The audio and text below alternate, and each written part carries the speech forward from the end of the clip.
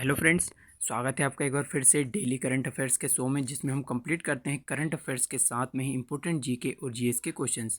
दोस्तों, आज है 20 जून 2021 और आज जो भी नेशनल या इंटरनेशनल न्यूज़ से जितने भी इंपॉर्टेंट क्वेश्चन होंगे उन सभी को इस वीडियो में कवर करने वाले हैं। साथ में इस वीडियो की PDF फाइल को आप डाउनलोड कर सकते हैं। डाउनलोड करने के लिए हमारे टेलीग्राम चैनल को ज्वाइन करें, साथ में इंस्टा के पेज को भी फॉलो करें। दोनों के ही लिंक डिस्क्रिप्शन बॉक्स में दिए हैं। इसके अलावा यदि आप SSC, रेलवे या फिर किसी भी स्टेट एग्जाम की तैयारी करते हैं तो उन सभी के लिए वीडियो काफ़ी हेल्पफुल होने वाली है। तो चलिए शुरू करते हैं आज के पहले इंपॉर्टेंट क्वेश्चन के। पहला इंपॉर्टेंट क्वेश्चन है, केरल मंत्रिमंडल ने सिल्वर लाइन प्रोजेक्ट के लिए भूमि अधिग्रहण को मंजूरी दी है। ये परियोजना किससे संबंधित है? दोस्तों, केरल मंत्रिमंडल ने सिल्वर लाइन प्रोजेक्ट के लिए मंजूरी दी है और ये किससे संबंधित है? तो रेलवे से संबंधित है। अब इस प्रोजेक्ट में किस तरह से काम होगा तो इसके बारे में जानते हैं। तो सबसे पहले तो ये याद रखना है, रेलवे से संबंधित है। तो सिल्वर लाइन प्रोजेक्ट में यहाँ पर आप दोस्तों पहले तो देख ले, केरला है और केरला की राजधानी क्या है? तिरुवनंतपुरम। तो केरला में जो सबसे ऊपरी बिंदु है, यहाँ पर आप इसमें देख रहे होंगे कसारगोड।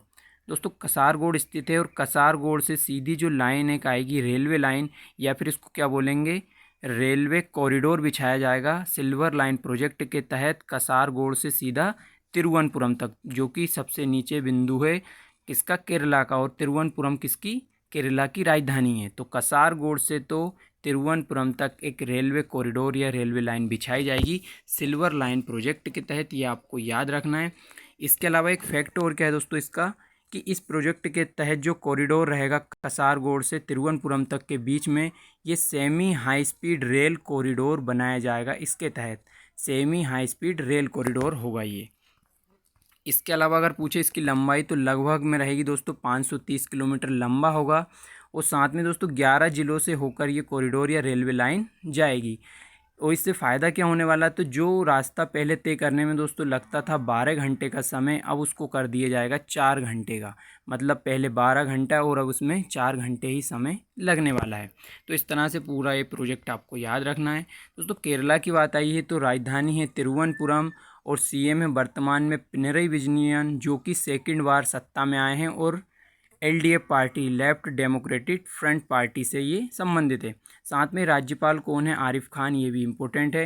दोस्तों, भारत का पहला जेंडर पार्क खोला गया था कहाँ पर? कोच्चिकोड, केरल के अंदर। इम्पोर्टेंट क्वेश्चन है ये।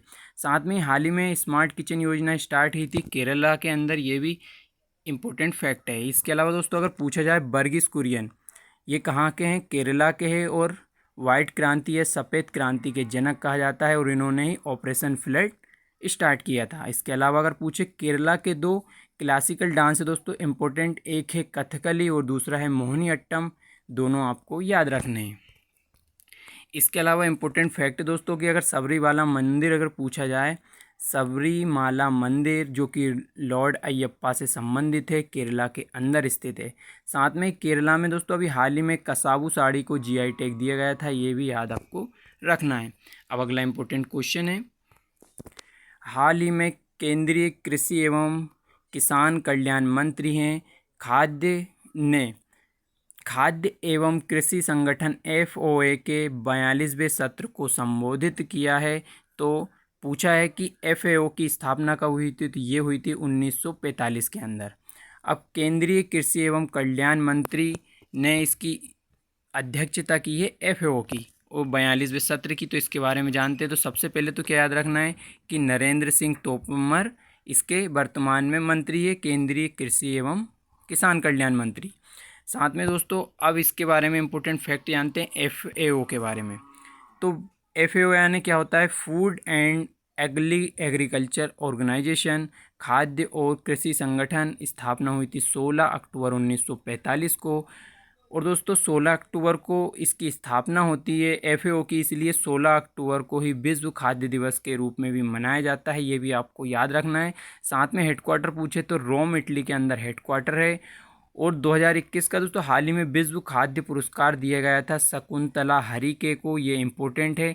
और अगर पूछ ले लास्ट ईयर जो 2020 का विश्व खाद्य पुरस्कार मिला था, तो ये रतन लाल को मिला था। तो इस तरह से पूरे फैक्ट थे FAO से, ये भी याद रखना है। अगर पूछ ले आपसे कि पहली किसान रेल कहाँ स्टार्ट हुई थी, तो ये देवबाली स्टार्ट हुई थी। देवबाली महाराष्ट्र से दानापुर बिहार तक शुरू की गई थी पहली किसान रेल। इसके अलावा अगर प्रधानमंत्री किसान योजना 2019 से स्टार्ट की थी। इसमें क्या होता है दोस्तों, 2000 रुपये दिए जाते हैं प्रत्येक किसान को। इसके अलावा 2020 का अगर शांति का नोबेल पुरस्कार पूछ ले तो ये याद रखना है WFP को दिया था, मतलब वर्ल्ड फूड प्रोग्राम को दिया गया था। तो ये भी इम्पोर्टेंट फैक्ट है, आपको याद रखना है। अब अगला इम्पोर्टेंट क्वेश्चन है कि हाल ही में CM राइज योजना की घोषणा किस राज्य सरकार द्वारा की गई है। तो CM राइज योजना हाल ही में मध्य प्रदेश सरकार ने इसकी घोषणा की है। अब इस योजना में क्या होने वाला है थोड़ा सा जान लेते हैं।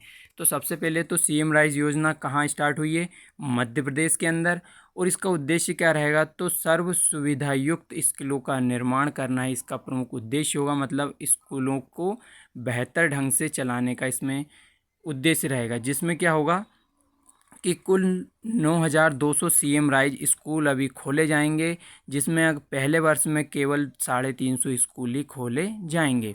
इसके अलावा इसका क्या मुख्य बिंदु क्या रहेंगे, तो आधारभूत संरचना या फिर इंफ्रास्ट्रक्चर जैसे लाइब्रेरी, लैब और स्मार्ट क्लास पर विशेष ध्यान दिया जाएगा। इनको लेकर ही ये स्मार्ट या फिर CM राइज स्कूल खोले जाएंगे। तो इस तरह से पूरा प्रोजेक्ट है मध्य प्रदेश का, इसके बारे में आपको याद रखना है। और अगर पूछे कैपिटल मध्य प्रदेश की, पहले लोकेशन यहाँ पर है, कैपिटल है भोपाल, CM है शिवराज सिंह चौहान, राज्यपाल है आनंदीबेन पटेल। अब दोस्तों इम्पोर्टेंट अभी स्कीमें स्टार्ट हुई थी, अभी ये नई स्कीम आई है तो इससे रिलेटेड पुरानी भी सब जान लेते हैं। तो अंकुर योजना स्टार्ट हुई थी मध्य प्रदेश में वृक्षारोपण के लिए, ये याद रखना है। इसके पहले चिरंजीवी योजना आई थी राजस्थान से, और मुफ्त बीमा दिया था वहाँ की सरकार ने प्रत्येक नागरिक को। इसके अलावा मुख्यमंत्री किसान ऊर्जा मित्र योजना, ये भी राजस्थान के अंदर स्टार्ट हुई थी।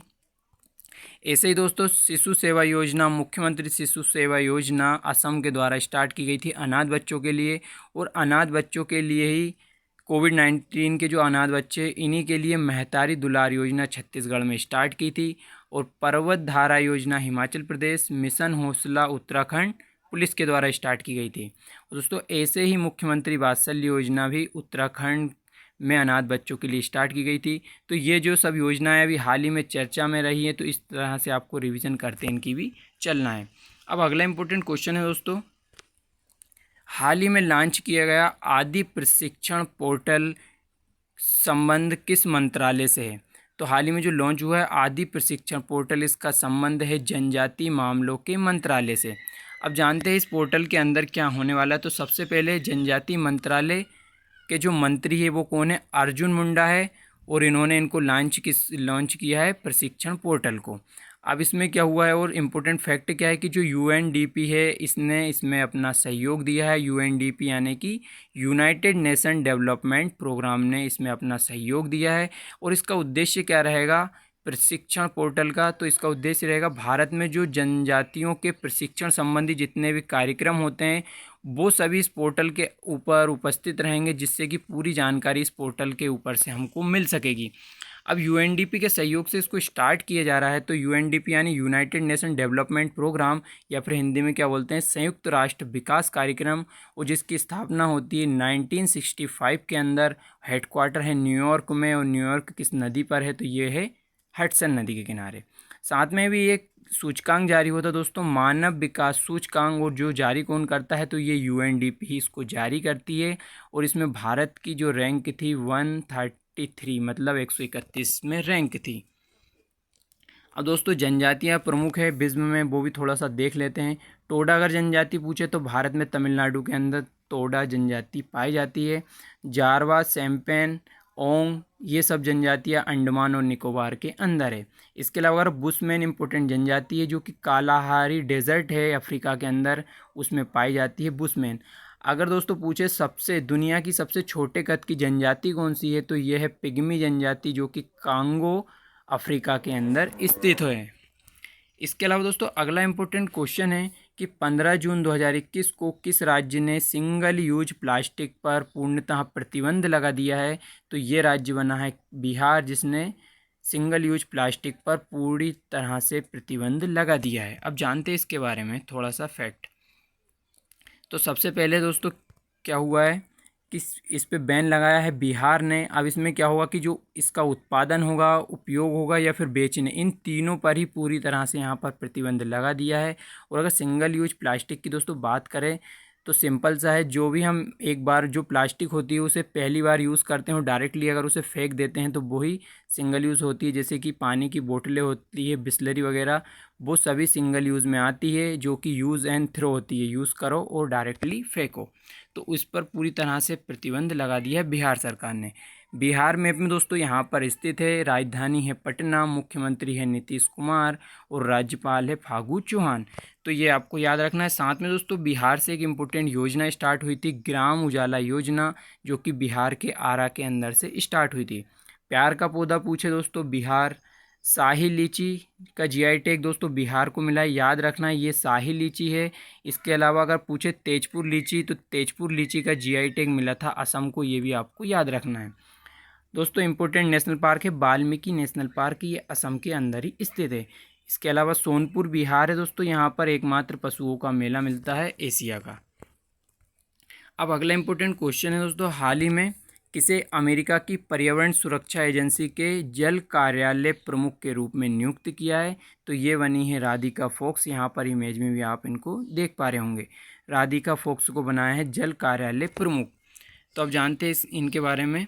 तो सबसे पहले दोस्तों इतना ही याद रखना है कि राधिका फोक्स अमेरिका की पर्यावरण सुरक्षा एजेंसी के जल कार्यालय की प्रमुख नियुक्ति हुई है। और इनको नियुक्त किसने किया है? सीनेट द्वारा इनको नियुक्त किया है, ये इंपॉर्टेंट फैक्ट है। अब दोस्तों सीनेट के बारे में जानते हैं कि सीनेट आखिर होता क्या है। तो सबसे पहले जिस तरह अपने यहाँ संसद होती है, उसी तरह यूएसए में संसद को दोस्तों कांग्रेस वहाँ की संसद का नाम है, ये याद रखना है। अब उसमें भी जैसे अपने यहाँ दो सदन होते हैं, उच्च सदन और निम्न सदन, उसी प्रकार से वहाँ पर भी होता है निम्न सदन और उच्च सदन। तो निम्न सदन को वहाँ पर प्रतिनिधि सभा या लोअर हाउस, और उच्च सदन यानी कि अपर हाउस, और अपर हाउस जो होता है उसी को वहाँ पर क्या बोला जाता है? सीनेट बोला जाता है। तो इस तरह से आपको दोनों चीज़ें याद रखनी है। अब दोस्तों यूएसए की बात आई है, तो यूएसए की राजधानी है वॉशिंगटन डीसी, और राष्ट्रपति अभी हाल ही में बने थे 46वें नंबर के जो बाइडेन, जो कि डेमोक्रेटिक पार्टी से बिलोंग करते हैं। उपराष्ट्रपति दोस्तों इम्पोर्टेंट है, 50वें नंबर की बनी है कमला हैरिस, और यूएसए की पहली महिला राष्ट्रपति बनी है, ये ज़्यादा इम्पोर्टेंट फैक्ट है। इसके अलावा दोस्तों हाल ही में और भी नियुक्तियां हुई है यूएसए के अंदर। तो विवेक मूर्ति ये बने थे यूएसए के सर्जन जनरल, ये इम्पोर्टेंट है। साथ में नीरा टंडन बनी थी व्हाइट हाउस की वरिष्ठ सलाहकार, और जेनेट येलेन यूएस की पहली महिला वित्त मंत्री बनी थी, ये भी इम्पोर्टेंट फैक्ट है। अब इसके अलावा अगला इंपॉर्टेंट क्वेश्चन देख लेते हैं दोस्तों, हाल ही में किस टेनिस खिलाड़ी ने वर्ष 2021 में होने वाले विंबलडन ओपन और टोक्यो ओलंपिक दोनों से ही हटने की घोषणा कर दी है?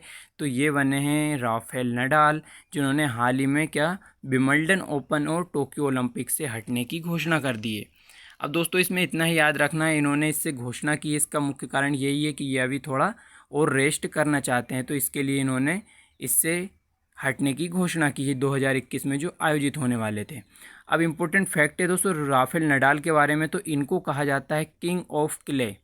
अब किंग ऑफ क्ले क्यों कहा जाता है, इसके पीछे थोड़ा सा लॉजिक जानते हैं कि दोस्तों जो किंग ऑफ क्ले है, जो क्ले है दोस्तों, क्ले कोर्ट फ्रेंच ओपन से संबंधित है। मतलब जो फ्रेंच ओपन कहाँ होता है? क्ले कोर्ट के अंदर होता है।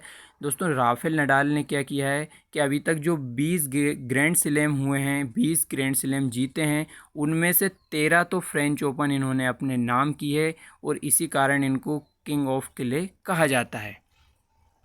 इसके अलावा दोस्तों इंपॉर्टेंट फैक्ट है, नोवाक जोकोविच सर्बिया से बिलोंग करते हैं, इनको याद रखना है। रोजर फेडरर याद रखना है, ये कहाँ से हैं?